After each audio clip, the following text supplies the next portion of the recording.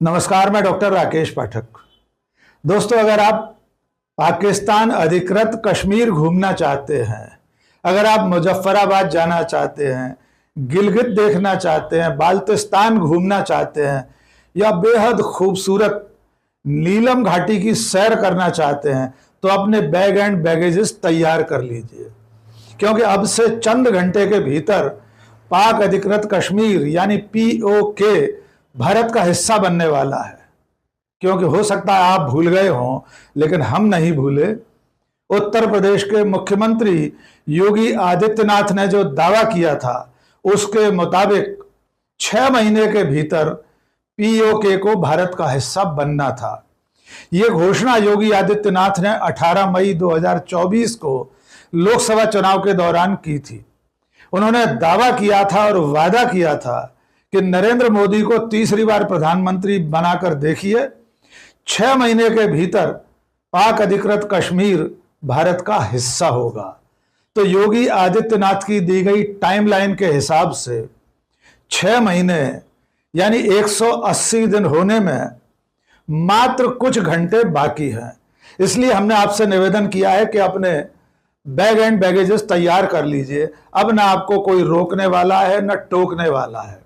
आप बेखटके मुजफ्फराबाद जा सकते हैं, आप नीलम घाटी की सैर कर सकते हैं, क्योंकि थोड़ी देर बाद POK भारत के नक्शे में शामिल हो जाएगा।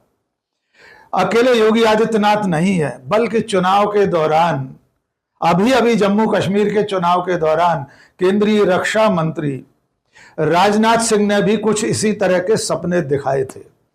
वे तो यहां तक दावा कर रहे थे कि POK के लोग भारत में मिलना चाहते हैं, इसके लिए उन्होंने दिल खोलकर स्वागत करने की बात कही थी। और तो और एक जगत गुरु राम भद्राचार्य हैं, वे तो इसके लिए यज्ञ कर रहे हैं। उनका दावा है कि वे हनुमान जी महाराज के सामने यज्ञ कर रहे हैं, 2 यज्ञ कर चुके हैं और तीसरा यज्ञ कुंभ में करने वाले हैं, और उसके बाद बहुत जल्द पाक अधिकृत कश्मीर भारत का हिस्सा होगा। तो आइए आपको सिलसिलेवार इन तीनों महानुभावों के दावे और वादे सुनवाते दिखाते हैं। मई जून में जब लोकसभा चुनाव चल रहा था, तब उत्तर प्रदेश के मुख्यमंत्री योगी आदित्यनाथ अपने चुनाव अभियान में, बीजेपी के चुनाव अभियान में महाराष्ट्र के पालघर में एक बड़ी चुनावी सभा को संबोधित कर रहे थे। योगी आदित्यनाथ ने वहां मौजूद हजारों लोगों से कहा कि नरेंद्र मोदी को तीसरी बार प्रधानमंत्री बनाकर देखिए, सिर्फ 6 महीने के भीतर पाकिस्तान अधिकृत कश्मीर भारत का हिस्सा होगा। उन्होंने कहा था इसके लिए हिम्मत चाहिए होती है, और वो हिम्मत नरेंद्र मोदी के पास है। आइए आपको सीधे योगी आदित्यनाथ के श्रीमुख से ही सुनवाते हैं कि 6 महीने के भीतर पाकिस्तान अधिकृत कश्मीर भारत का हिस्सा बनने वाला है। आइए सुनिए योगी आदित्यनाथ क्या कह रहे थे। अब देखना, चुनाव के बाद मोदी जी को तीसरी बार प्रधानमंत्री बनने दीजिए। अगले 6 महीने के अंदर आप देखेंगे कि पाक अधिकृत कश्मीर भी भारत का हिस्सा हुआ है। इसके लिए हिम्मत चाहिए होती है, हिम्मत।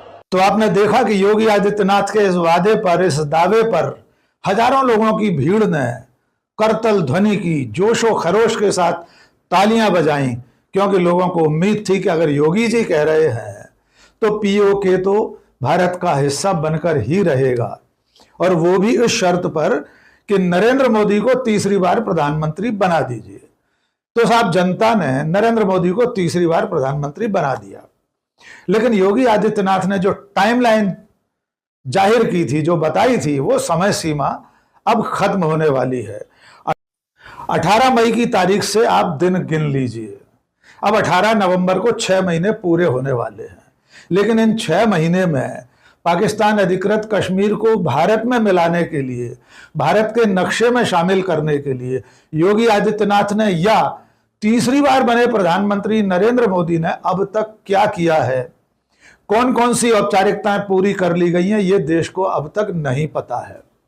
लेकिन क्या हुआ, मोदी जी ने तीसरी बार प्रधानमंत्री बनने के बाद और भी कई दावे किए हैं। योगी भी जी इसी तरह के दावे करते रहते हैं। लेकिन इसके बावजूद देश की जनता तो उनके वादों पर दावों पर भरोसा करती है, तालियां बजाती है। तो वो जो पाल घर में हजारों लोगों की भीड़ थी जो तालियां बजा रही थी, उस सहित पूरे देश को इंतजार है कि कब योगी जी अपने वादे के मुताबिक 6 महीने के भीतर पाक अधिकृत कश्मीर को भारत में शामिल करते हैं, ताकि उसके बाद हम और आप बेरोक टोक बेखटके बिना किसी औपचारिकता के, जैसे इस वक्त श्रीनगर जाते हैं या जम्मू जाते हैं, अमृतसर जाते हैं या देहरादून शिमला जाते हैं, इसी तरह हम अगली गर्मियों में गिलगित बाल्टिस्तान नीलम घाटी सैर करने जरूर जाएंगे। आइए अब आपको एक और बयान सुनवाते हैं। ये बयान है केंद्रीय रक्षा मंत्री राजनाथ सिंह का।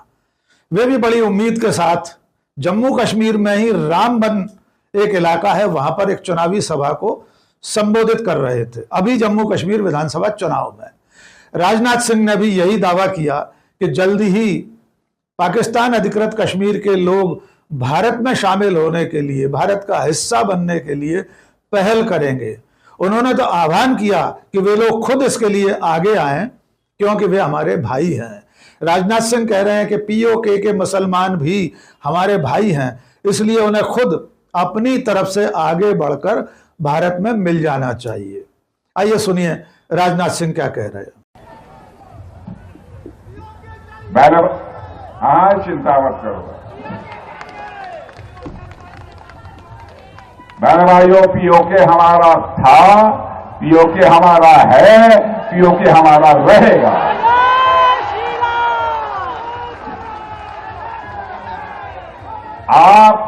आप चिंता मत करो, भारत की ताकत बढ़ रही है। भारत का डेवलपमेंट जितनी तेजी के साथ हो रहा है,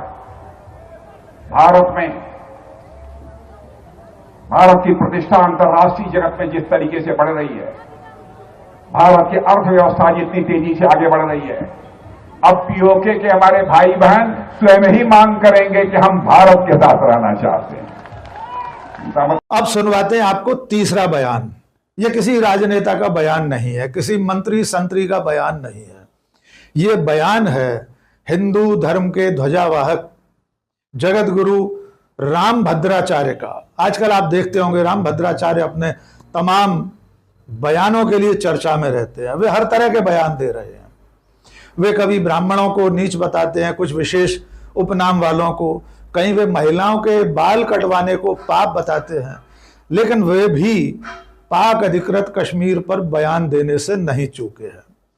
रामभद्राचार्य का दावा है कि उन्होंने सालासर राजस्थान में 1.25 करोड़ आहुति का एक यज्ञ किया श्री हनुमान जी महाराज के सामने। इसके अलावा वे अयोध्या में भी ऐसा ही यज्ञ कर चुके हैं और तीसरा यज्ञ कुंभ में करने वाले हैं। रामभद्राचार्य का दावा है कि वे इन यज्ञों के जरिए पाक अधिकृत कश्मीर को भारत का हिस्सा बनाने में कामयाब हो जाएंगे। उनका दावा है कि उनके इन यज्ञों से बहुत जल्द पीओके भारत का हिस्सा होगा। आइए सुनिए जगत गुरु रामभद्राचार्य क्या कह रहे हैं। हम राजनीतिक आह्वान तो कर ही रहे हैं, कूटनीतिक आह्वान भी कर रहे हैं, क्योंकि हम लोग आध्यात्मिक हैं, तो हनुमान जी को पटा रहे हैं। इसके लिए हमने तय किया है, एक यज्ञ हमने सालासर में किया, 1.25 करोड़ आहुति डाली हनुमान जी के लिए। मुझे विश्वास है कि बहुत जल्दी पाक अधिकृत कश्मीर हमें मिल जाएगा। जब तक कृष्ण जन्मभूमि का निर्णय नहीं आ जाता हमारे अनुकूल, तब तक किसी भी कृष्ण मंदिर में मैं दर्शन करने नहीं जाऊंगा। तो रामभद्राचार्य के मुताबिक भी बहुत जल्द पाकिस्तान अधिकृत कश्मीर भारत के नक्शे में शामिल होगा। ये 3 बड़े जिम्मेदार लोगों के बयान हैं, जिनको सुनकर देश भर के लोग उम्मीद लगा बैठे हैं कि बहुत जल्दी ही भारत के नक्शे को दोबारा छपवाना पड़ेगा। भारत सरकार अपने नक्शे में हमेशा से ही पाक अधिकृत कश्मीर को अपना ही हिस्सा मानती रही है। हम सब लोग, पूरा देश पाक अधिकृत कश्मीर को अपना ही हिस्सा मानते हैं, लेकिन अब भी वो पाकिस्तान के कब्जे में है। वहां पर पाकिस्तान के पिट्ठुओं की सरकार है, पाकिस्तान का कब्जा है। थोड़ी सी जानकारी चलते चलते पाकिस्तान अधिकृत कश्मीर के बारे में भी साझा कर लेते हैं। 1947 में जब देश आजाद हुआ, भारत विभाजन के समय जब रियासतों का विलय हो रहा था, उस वक्त भारत और पाकिस्तान के बीच जम्मू कश्मीर सेक्टर में जो लड़ाई हुई थी, उसके बाद 1947 के बाद पाकिस्तान ने उस इलाके पर कब्जा कर लिया था, जिसे आज तक पाकिस्तान अधिकृत कश्मीर कहा जाता है। उसकी राजधानी मुजफ्फराबाद है और वहां पर अलग से एक शासन और प्रशासन है। भारत के हिस्से में आज तक वो नहीं है। यद्यपि जब भी जम्मू कश्मीर का चुनाव होता है, तब जम्मू कश्मीर विधानसभा की जो कुल सदस्य संख्या है, उसमें इस पाकिस्तान अधिकृत कश्मीर के भी विधानसभा क्षेत्रों को शामिल करके ही अधिसूचना जारी होती है।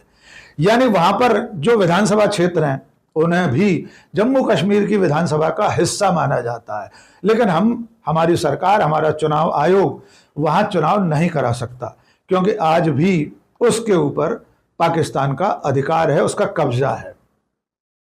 और कुल मिलाकर योगी आदित्यनाथ के उस वादे पर जो उन्होंने 18 मई 2024 को किया था, हम सब एतबार करते हैं अगले 24 घंटे 36 घंटे में वे पाकिस्तान अधिकृत कश्मीर को भारत का हिस्सा बनाने में कामयाब हो जाएंगे। और उसके बाद हम लोग 18 नवंबर के बाद हम सब भारतवासी पाकिस्तान अधिकृत कश्मीर का नाम बदलकर अपने हिस्से का कश्मीर मानकर वहाँ घूमने जाएंगे, वहाँ सैर करेंगे। देखना होगा योगी आदित्यनाथ को इस देश के मीडिया के लोग, विपक्ष के लोग कब याद दिलाते हैं कि योगी जी, आपके वादे के 6 महीने पूरे होने वाले हैं। नरेंद्र मोदी तीसरी बार प्रधानमंत्री बन गए हैं, तो पाकिस्तान अधिकृत कश्मीर भारत का हिस्सा कब बनेगा। आज के इस वीडियो में बस इतना ही। आखिर में एक छोटी सी गुजारिश, ये वीडियो आपको कैसा लगा कमेंट करके ज़रूर बताइए। दोस्तों और शुभचिंतकों के बीच में साझा कीजिए। हमारा चैनल अगर आपने अब तक सब्सक्राइब नहीं किया है, फौरन सब्सक्राइब कर लीजिए। बहुत बहुत शुक्रिया। जय हिंद।